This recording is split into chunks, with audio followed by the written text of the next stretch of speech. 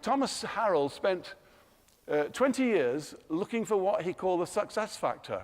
He looked at all realms of business and life and looking for were the success factors. And they actually came up with only one thing that was, which they labeled the number one identifiable predictor of success. It was present in all successful people, and it wasn't in unsuccessful people.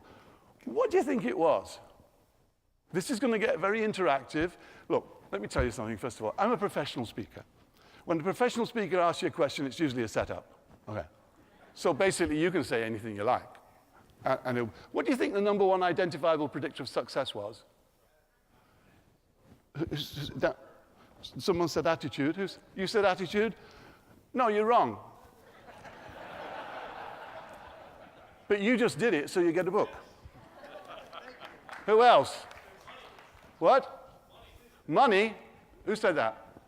Oh, making me work here. No, you're wrong too. But here's a book. Where are you? There you are, with your arms folded. Thank you. Initiative. Who said that? You don't mess about. There you go. You're wrong. Okay. It was... Yes, that's it. It was the ability to speak up. They called it social extroversion, the ability to speak up. You don't speak up, you don't get anything.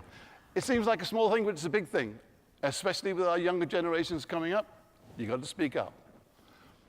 So, with that in mind, let's talk about first impressions, how to make a great first impression. Give me a second. How long do you think it takes to decide how you feel about someone when you see them for the first time? I'm going to say some numbers. I just want you to make a noise if we're getting close. Stamp your feet, bang the table, slap the person in front of you around the back of the head. Anything to make a noise. How about 10 minutes? How about 5 minutes? I know you've all studied this stuff. I know you're all really smooth at what you do. How about 90 seconds? Are you crazy? You think if someone's walking up to your house or your apartment, you're looking out the window and think it's going to take you 90 seconds to figure out if they're getting in or not? How about 10 seconds? Hey, listen, no point putting your hand up in a place like this. Oh, were you putting fingers up? Or were you putting your hand up? Don't go to auctions. Yeah, okay. 2 seconds. Yeah, absolutely.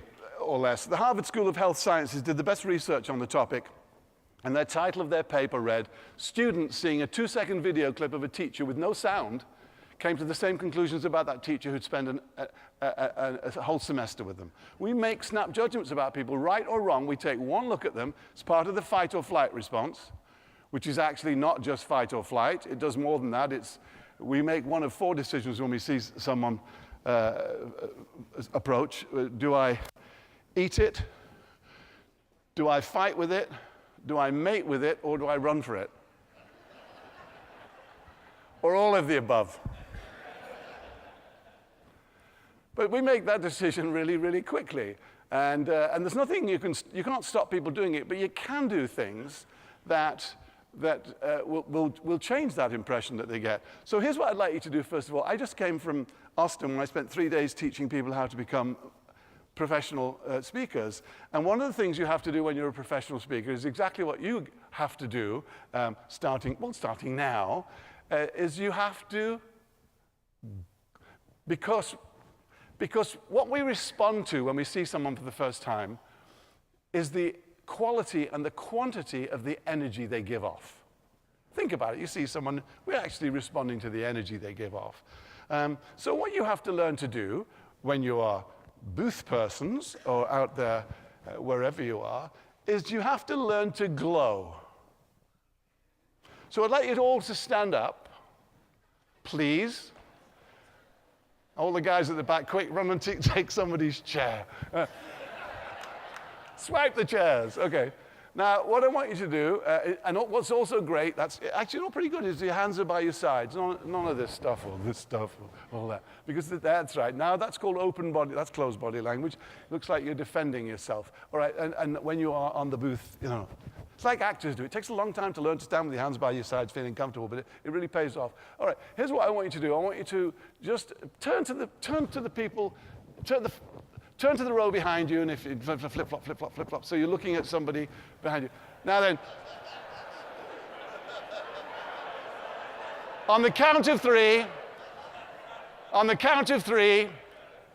hey, listen, all this stuff seems really crazy, but when you're on the booth, just standing there, if you're glowing, you're like a big star. So here's what I want you to do. On the count of three, I'd just like you to glow for a couple of seconds. 1, 2, 3, glow. Oh, yeah, baby. Beautiful. Okay. All right. Please stay with... We haven't got time for fun, I'm afraid. I'd just like you to, right now, it might seem awkward and wonky, but I'd like you to introduce yourself to two people you don't know or don't know very well. Let's go. Thank you. Okay, if it takes 2 seconds, for people to decide how you feel, why do you think it's important that people like you when they see you for the first time? Anybody, just yell. What? You're selling? Well, yeah, yes. What? Trust, yeah, but, no, but, yeah, but. Yeah, all these answers are right, but it's even simpler than that. Because when people like you, they tend to see the best in you and what you represent. It's really simple. If I like the guy, all he's jumping around tells me he's enthusiastic. If I don't like him, he's an idiot.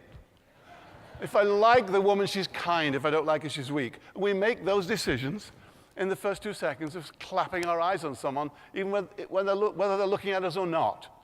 And so that's one reason. And the second reason is, for some strange reason, when we like people, we unconsciously look for reasons to say yes to them. And when we don't like them, we look for reasons to say no to them. You fight or flight saying, get out of there, go, move out. So these are really simple things. And we're into about the first second and a half of connecting with somebody. Also, the third reason why it's nice that people like each other, especially at work, well, at home too, is it's very hard to have fun with people you don't like. You know, it takes one jerk in a group to make the day drag on forever. You go home miserable, you come back to work in a bad mood the next day, and your work doesn't go very well. So it's really great when people actually get on with each other. So what it is that do you think that we respond to when we see someone for the first time? Anybody? Body language, you said what? Appearance, yeah, what else? This section here is not doing very well. You have to start yelling a bit out there. You can make it up, I don't care. Darn it, who said that? Because usually nobody gets it, so I usually say, it's on the slide, and they go, smile. I say, and the slide's in order. It is your attitude at the beginning of an encounter more than anything else that determines your success or failure, because your attitude not only drives your behavior, it drives other people's behavior. I need a volunteer on the stage. Don't put your hand up, just get here, and I'll give you a bribe for doing whatever you're doing. Thanks. Okay. Oh, please don't. Yeah, please don't call me sir, because that puts a barrier between people. No, that's good. Thank you. Just relax and then look at all these faces for a second. So your attitude is actually made up of, in face-to-face communication, 55% your body language, about 35% your voice tone, and about 10% the words you use. And so, well, I'll actually prove it to you. Can you all stand up for a second? You can just enjoy this. Just hang around and watch. So, okay. Put your arms out sideways. Don't grope anyone unless they ask you to. With the forefinger and thumb of your right hand, make a circle. The other right hand. That's right. Bend your right arm at the elbow. Turn it towards your face, the circle towards your face. Good. And place it against your chin.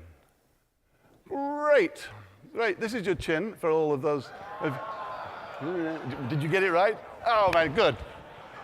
I was copying everybody else. Okay, please sit down. That's how strong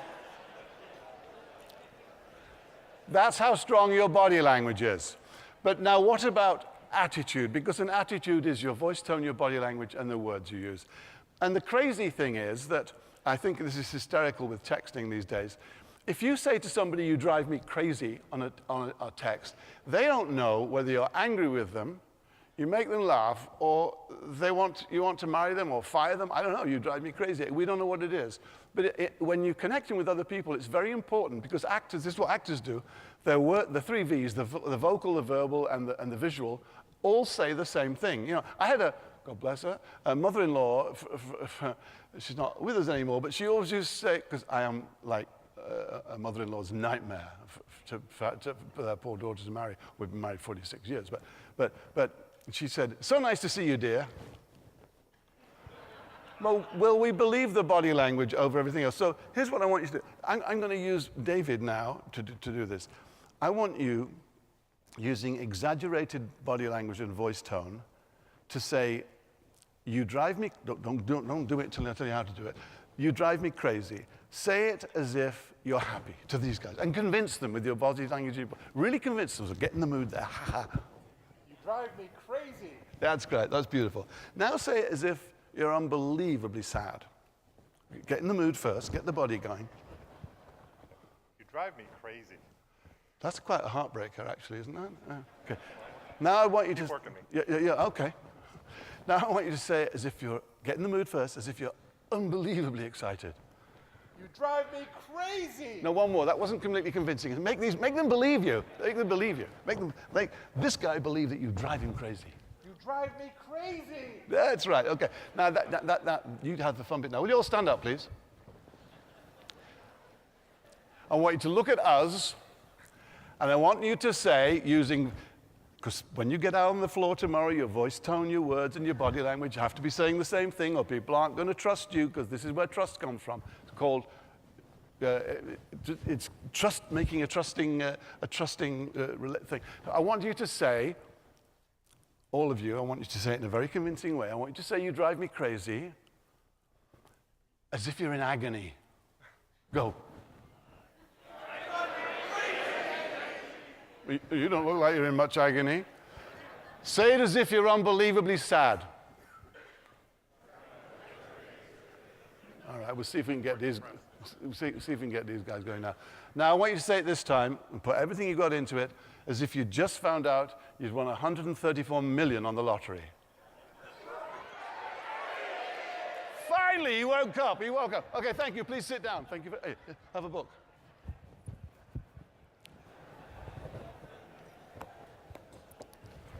Thank you very much. Thank you.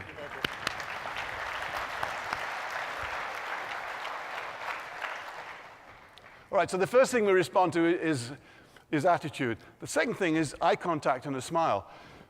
All of this stuff happens, except for the common ground bit, in about the first 2 seconds of connecting with someone. It sets the tone for what's happening. Eye contact and a smile are really interesting. In our culture, eye contact says trust is in the air. You know what it's like. You talk to someone, they don't look at you. It's incredibly weird. But not everybody can do eye contact. And there are good reasons why not. But so simply, all I say is that when somebody approaches you, just notice what color their eyes are. That's enough eye contact. Just have a look. I did some work for a big hotel chain based in Chicago, and they said, "We know we're having problems. Our people are not very good at eye contact." So all you got to do is tell them that you're doing a survey to see if you serve more blue-eyed or brown-eyed customers. So someone walked up to the reception, "Hi, how are you doing?" Blue. That's it. They did enough eye contact. One of the very large motor companies, car companies in this country, after they heard the speech, they put it on their customer service forms for the service department. They just said customer's name, and there was a little box, customer's eye color. It obliged them to actually look at the customer's eyes. So the thing is, notice the color of the eyes of the people. Just for a split second, it's enough to start to build trust. If you have kids, we have a generation and a half of kids today who are not great at eye contact, and it's going to cost them dearly one of these days. So if you have a kid, bribe them. Say, "Come home from school tomorrow and tell me the color of the eyes of every teacher that you spoke to, and I'll give you $10. All right? Well, it used to be that. I'll give you a second flat screen for your room. Because they're not great at doing it. So eye contact, just a fleeting bit of eye contact is enough to start building trust. A smile is also very important. A smile in our culture sends the unconscious signal that that person is happy and confident. That's exactly what it sends. Again, whether it's a look at the staff here as they walk around. Hopefully they walk around with a fairly natural-looking smile. Now, not everyone has a natural smile. I don't. But I spent 25 years as a fashion photographer. I shot all over the world. I shot for Vogue, I shot for Cosmo, I shot for all these. And I worked with a lot of professional models. And not all professional models have a natural smile, but they have a trick that they do, which I will share with you now, when they come onto the set, if it's the kind of shot where they need to be smiling. And what happens is they come on the set, and they actually use the English word great in bursts of 3. Great, great, great. Great, great, great, great, great, great. Because when you say the word great properly, it makes your eyes smile too. It warms them up. So what happened would be that you can be the photographer, right? Because you just pretend to be the photographer. You don't have to do much else.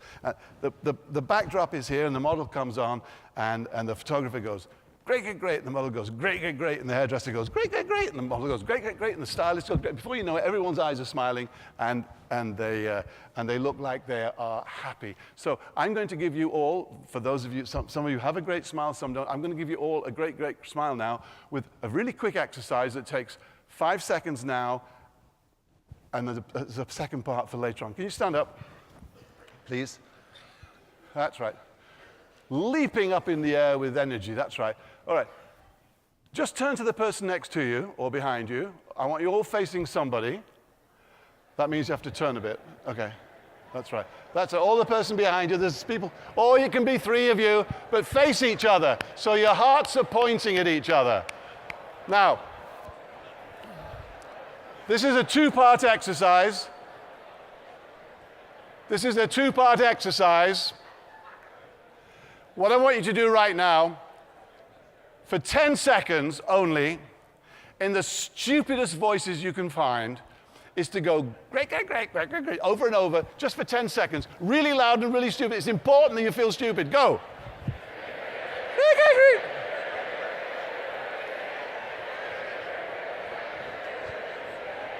Okay, that's fine. That's fine. Please sit down.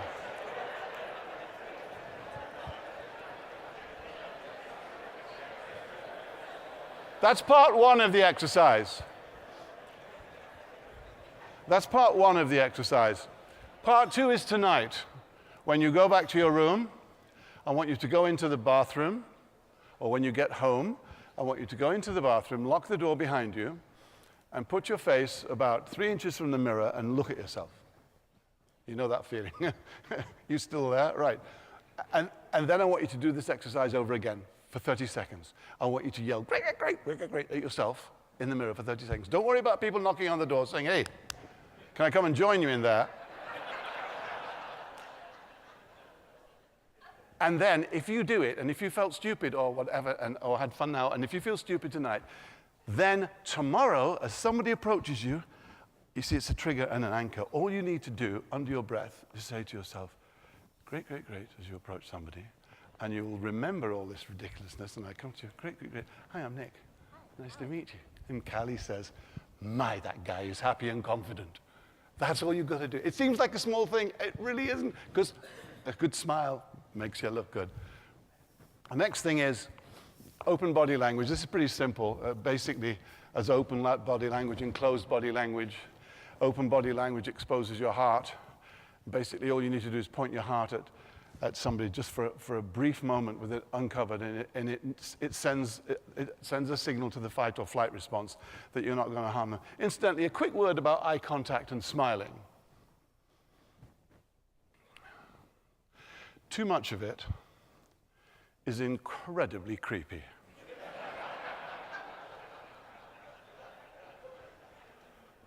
We're talking about just a very quick, just a look and back again. Otherwise, it's like those people that shake your hand, you know, and they don't let go. Oh, man, you're not thinking about anything now except let go of my hand. So open body language exposes the heart. It's a very simple thing. Do it for a little while.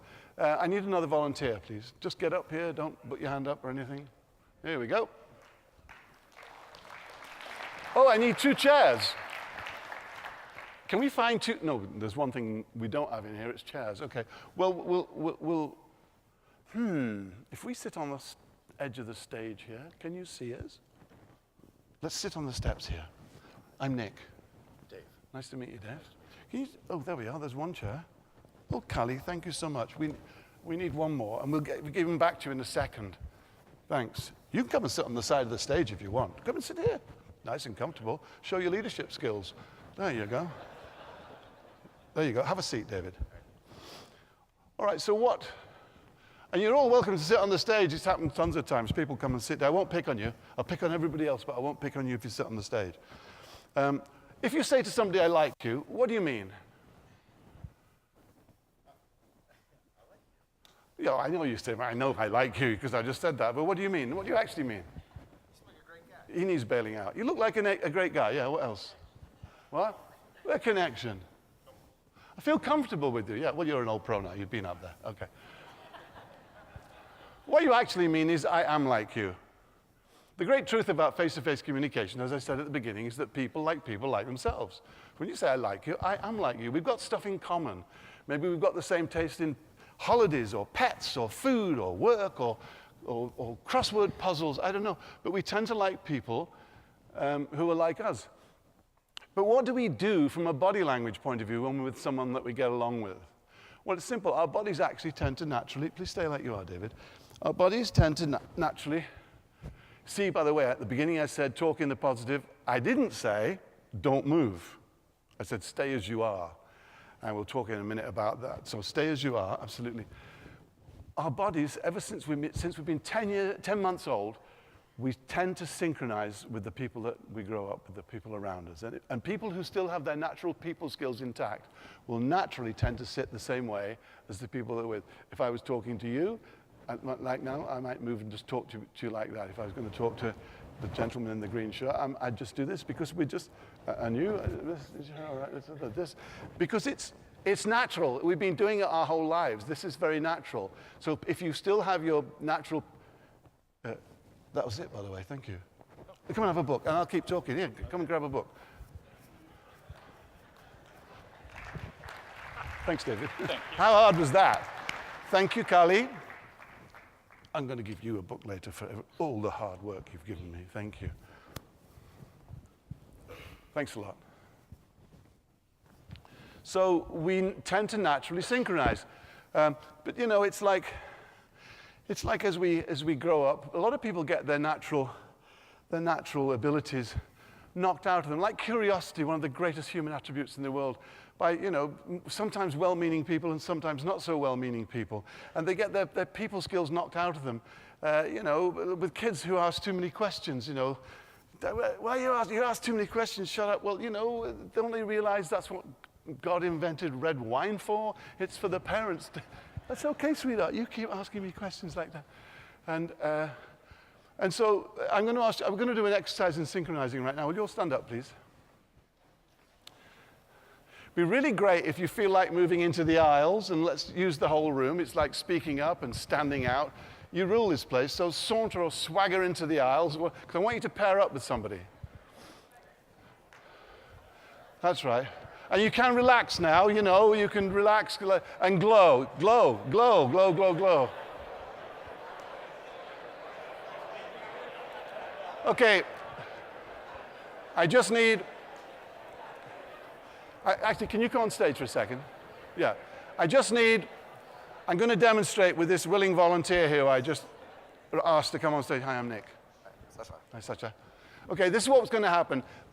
In the groups, the person standing closest to that wall is A. Will you put up your hand if you're A? That's right. Everybody has to put a hand up so we're not mistaken here. All right. The person standing next to that is B. There's nothing personal in this. It's just, it makes it easier. Okay. Here's what's going to happen. Actually, you better go that side. Thank you. Just stay there. Here's what's going to happen. For the next 90 seconds, A and B are going to have a conversation. You can talk about anything you like, being here, tomorrow. You can sell them something. It doesn't matter. For the first 30 seconds, B, that's me, is going to synchronize the overall body language of A. Okay. Now, A, if you're an A, I'm talking to you now, give them something to work with. Don't just stand there. It's just an exercise. And look, it might be creepy now, but it won't be afterwards when you go out and psych the world out. All right. So what I want you to do, so A, give them something to work with, like sit down, stand up, lean, fold your arms. You know, not all the time, but just keep changing. It's like a sort of gymnastic thing. So they can just get in the habit of following you. After 30 seconds, I am going to whistle. You right over there? Okay, I'm going to whistle and say break synchronization. And then B does something completely different. Like if A is standing like that, B might stand like that. And as soon as I do, you change. We keep changing till we lose the person. Just break it. You'll see what happens in your head. Then after another 30 seconds, I'm going to say synchronize again. All right? We got it? B does what A does, B doesn't do, then B does do. Now, a quick word to all of you to all of you Bs. A quick word to everybody. Put up your hand if you're a B. Quick word to you Bs. If A does this, and you do this, you're an idiot. If A's talking like this and you're listening like this, you're still an idiot. It's the overall body language, standing like the guy down there or the guy over here or you. It's just the little bits. Now, this is natural. We've been doing it since we were babies. All right. So that's all you had to do. That's all you had to do. Thank you. Don't choose the book if you want. Yep, okay, thank you. Okay, so 90 seconds starting now. What I'd like you to do right now is one of the greatest things that great leaders do, CEOs do, managers do, great people who are really great at connecting with other people is they can normally find common ground with somebody in 30 seconds. They can pick up on something, maybe something they're wearing, maybe on an accent, or ask them a question that allows them to find common ground. Because does anybody here have twins in the family? Put your hand up if you have twins in the family. Right up, put your hands right up high. I know it's not something to be enthusiastic about, but because I do too. Okay, so you've both got twins in the family. You can put it down there, right? So you'd have something to talk about. You know, whether they're grandchildren or whatever. You've got something in common. Who liked the, I'm sorry about this, who liked the movie Titanic? Okay, well, the brave guys now. Hey, listen. I just watched Sweet November and bawled for an hour upstairs. It's pathetic. All right. But my point is, you've got stuff in common. The moment you find common ground, in all my books, I call them Me Too moments until lately when that seems to be a hashtag going around, but which is really a pity. And I got there first, but because I used to say that Oprah Winfrey, she finds Me Too moments with her audience. She'll say something, I've got a problem with this, and 15 million people go, oh my God, me too. And so the bond is there. So with the person you're with, or even better, make a group with the people behind you, get 4 of you. I'm going to give you a minute to find common ground. You can do, if you can do it in 4s, it's even better. Just start chatting and look for stuff. And it can't be we're all wearing shirts or pants. Go for it. Okay, thank you. Please sit down.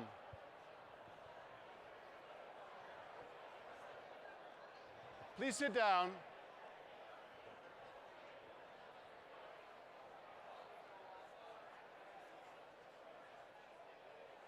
Great, somebody just found his cousin. Okay. Anybody find out anything like totally freaky? Anybody find anything really freaky or weird or exciting? Oh, well. Yes, what? We all work for the same company. No! You all work for the same company. And all the guys are wearing shirts, right? Oh, but you know what I'm talking about. That's why I cut it off. You get the idea. When you can find common ground, and I know you're in a fairly privileged position here at this show because you're all in the same business. You're all coming from a very similar background. But let's talk for a second about story speak. But by the way, one of the things I meant to mention about first impressions, by far the best way to get rapport with somebody is something I call assuming rapport. When you assume rapport, you just talk to the person as if they're a long-lost cousin or somebody you already know. You don't have to, sometimes you have to introduce yourself. I realize that at a trade show, but generally, assuming rapport. For example, I came on the stage and I just assumed rapport with you all. I just started talking to you like we were talking this morning. And just so assuming rapport with people in your life, and when you go out, removing the formality between you, and just assume rapport. Just start talking to people. I know you can't do it everywhere, and obviously you can't do it on a sales call, but assuming rapport, you can do it to some extent here when people wander up. You just wander up and start talking to them like you've already known them. Then you can do the formalities afterwards. And also something else about this business about making first impressions very quickly. I have people all the time who say, when people get to know me, they really like me. Well, you know what? That's great for your family and your next door neighbor and anybody else who can't escape you.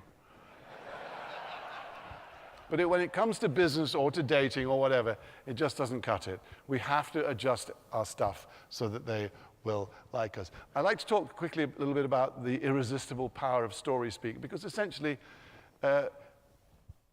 we spend, the stats from Nielsen just came out, the average North American, and I count myself in there, spends 10 hours and 39 minutes every day listening to stories. Reading them or listening to them or involved with stories, devouring stories with the words they use. Whether it's reading about them, whether it's playing video games, whether it's reading the headlines, whether it's texting somebody, what did you do last night? Oh, I went to the movies. They're all stories. And so story speak, when you can get, in other words, when we feed people, if we can feed them stories, we can get anything, because the strongest force that anybody has is imagination. Your imagination is the strongest power anybody has. It's infinitely stronger than willpower. That's why diets don't work. You pit a puny willpower up against a crazy imagination, the imagination wins every time. So with story speak, you can program your imagination and other people's imagination in a respectful, good way. But a couple of the things are talking in the positive. There are only 6 things that any of us do on a day-to-day basis apart from body functions and urges. 5 of them are, we go into the world and we have experiences through our senses. We see, we hear, we have physical sensation, smell, and taste. And the only other thing we do is that we put our experiences into words. We put them into words and we explain them to ourselves. And then we explain them to other people. That's what you're going to be doing tomorrow. That's what you're going to be doing after this. You're just taking your experiences and explaining them to other people. That's what's happening in the convention center over there. People are going to come in, you're going to explain, and first it was explained to you and then to them. But here's what's interesting. As we go into the world and we have, and on the quality of those, the explanations we make to ourselves, we make every single decision in our life, everything. So as your experiences become words, your words become thoughts. Your thoughts become ideas, your ideas become actions, your actions become habits, your habit starts to be your personality, and your personality drives your destiny. It's called making sense of the world. And we start it off by putting our experiences into words. And what happens by the time I used to say by the time we reach puberty, 10, but puberty is 6 or something these days, I don't quite understand. But by the time we've reached about 10 years old, we have learned to do this without thinking. We've learned to, what we call think without thinking, but it's actually explaining our experiences to ourselves. And what happens is that some people get a positive way of explaining their experiences, and some people get a negative way of explaining them. But we need both. Some people are good at spotting problems, some are good at spotting opportunities. But we explain our experiences in words, and we need to explain them in the positive. We need to speak in the positive and not in the negative. Otherwise, it's like me walking into McDonald's and saying, all right, I don't want a coffee, I don't want a salad, and I don't want a donut. And they say, what the hell do you want? So get into the habit of putting I have a quick story. I live on a farm in Canada, and my neighbor just two lines over has a horse farm. And he came to me and said, look, I'm going crazy. People are coming out at the weekends and they're feeding my horses. So I put a sign up saying, do not feed the horses. When I put the sign up, it got worse. He said, now people who hadn't even thought about feeding the horses saw the sign and said, let's feed the horses. So then I put a sign up saying, please do not feed the horses. He said, it got worse. I said, well, of course it did. Now they think you're polite. You won't mind. He said, what can I do? I said, put this on your sign, see what happens. And if you go, I invite you, go by there today, north of Toronto. The sign reads, we only eat apples and carrots. That's the visual you need to put into your communication with other people. And just quickly, that's a really, really simple thing. But we are in the habits of talking negative. this is the most powerful thing you can do in any communication. It's called ICOLA, and it's a whole section of it in the book. Basically, ICOLA stands for it's kind of like a. And in business, this is fantastic. If you see, when we go out into the world, everyone in this room, you're all a unique part of the idea delivery system. That's your job. You deliver good ideas to market, to other people. That's everything in life is about good ideas to other people, whether you're trying to get married or go on holiday or whatever. And the easiest way to stick something into somebody else's head is through an image. When Warren Buffett was asked how he enjoys his job, because he's one of the best in North America on doing this, in the world, he said, I tap dance to work. We get it. Visual people can see it. Auditory people can hear it. Kinesthetic people can hear the old feet going there. Muhammad Ali, when he was Cassius Clay, said, I'm going to float like a butterfly and sting like a bee. We remember those images. The chicken of the sea, these guys took a fish that no one would buy, a gray tuna, repackaged it and called it chicken of the sea. It's kind of like chicken of the sea, and suddenly it's sold. The guys there staring into this boat, this is a company I did some work for in New York, 2,000 engineers, and they had developed a software program that they then, the president of the company says, I want you now to go out and evangelize C3. So I had with them for a day to figure out how they're going to do that. I said, okay, let's do an ICOLA. C3 is kind of like a. And this went on and on and on for about 2 hours. And eventually, guy came up and said, you know, in a way, it's kind of like rowing around in a glass-bottom boat with your client. We can all look down at the same time and see what's going on. So once you have that, then you can start from there. When Warren Buffett was asked to describe the deficit, he said, it's kind of like a farm with a big mortgage. Every year you sell some of the farm to pay the mortgage, soon you've got a big mortgage and no farm. Because you have complicated concepts in what you do. When you can make those complicated concepts simple, people get them.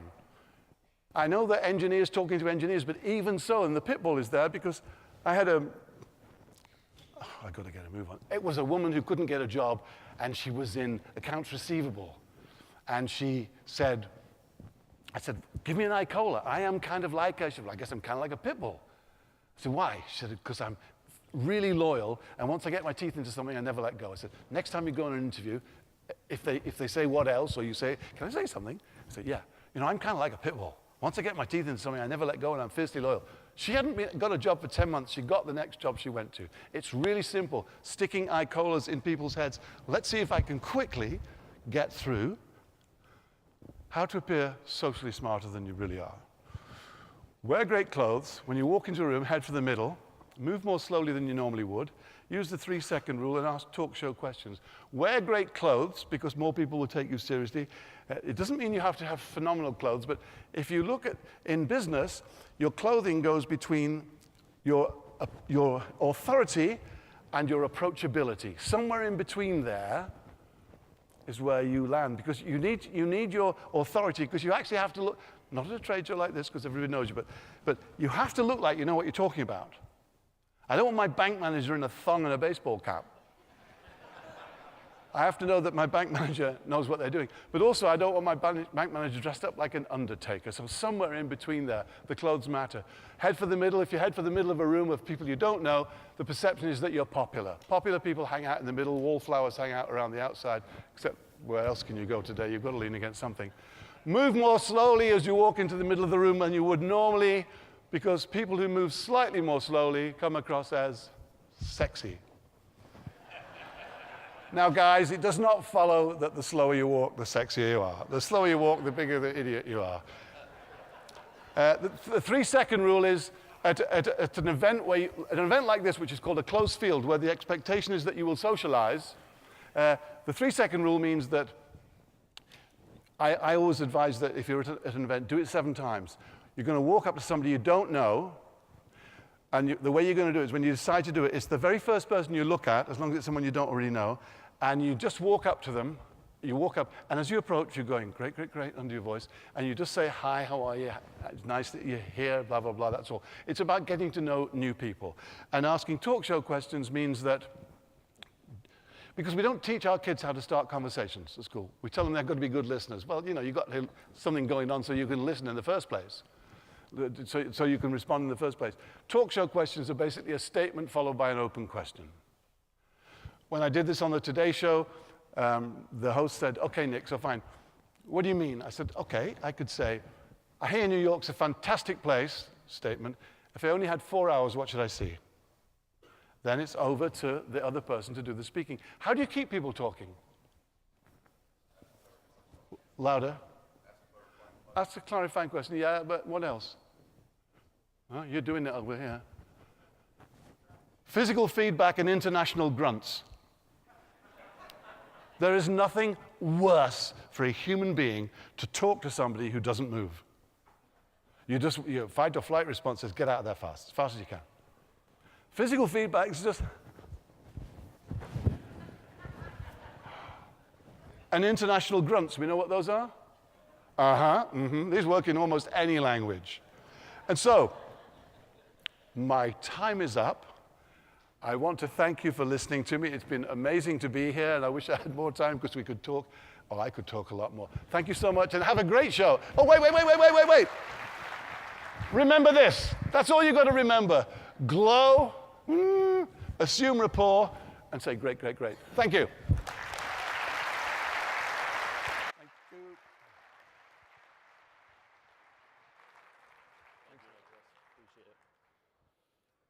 All right, great.